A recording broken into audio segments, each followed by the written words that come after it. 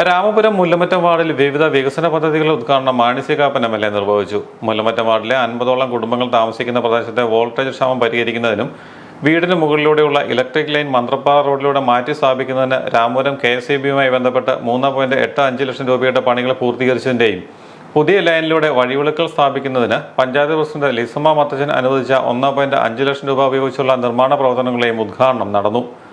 മുല്ലമറ്റത്തു നിന്നും ആരംഭിച്ച മന്ത്രപ്പാറ പനശിപ്പാറ നെല്ലിയാനിക്കുന്ന് road 500 metre ദൂരം MLA ഫണ്ടിൽ നിന്നും അനുവദിച്ച 15 ലക്ഷം രൂപ ഉപയോഗിച്ച് നവീകരിക്കുന്നതിന്റെ നിർമ്മാണ ഉദ്ഘാടനവും മാണി സി കാപ്പൻ MLA നിർവഹിച്ചു. മുല്ലമറ്റത്തിന് എന്ത് വേണമെന്ന് ചോദിച്ചാലും മത്തത്തിന്റെ ആളുകളുടെ വീട്ടിലുണ്ട്. മത്തത്തിന്റെ നിർബന്ധപ്രകാരമാണ് ഈ 15 ലക്ഷം രൂപ ഈ റോഡിന് വേണ്ടിയിട്ട് കൊടുത്തത്.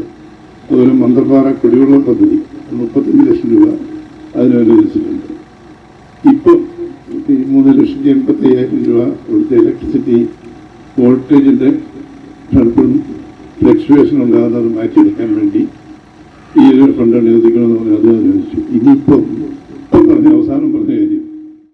യോഗത്തിൽ പഞ്ചായത്ത് പ്രസിഡന്റ് ലിസമ്മ മത്തച്ചൻ അധ്യക്ഷത വഹിച്ചു. VA Jose, Joshy Kumbalath, Anitha Raju, Devasya AJ, Mathachan, Babu Nedunkunnal, Sallal Thomas, Somachan, Thankachan CT തുടങ്ങിയവർ പ്രസംഗിച്ചു.